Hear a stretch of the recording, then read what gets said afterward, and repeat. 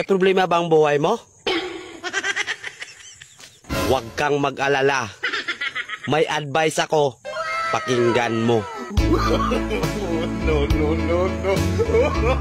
Alam nyo, ganyan talaga ang buhay. Parang life. Basta yung importante ay mahalaga. At kung saan ka masaya, dun ka happy. Basta huwag kang maniwala sa swerte. Kasi malas yun. Minsan ay sometimes. Kaya matuto tayong tumanggap ng acceptance. Halimbawa, for example, ang baby ay sanggol.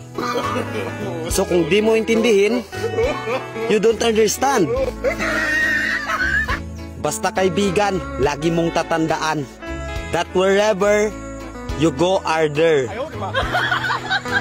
At the end of the day, ay gabi na. At alam mo, walang umaga sa Japan.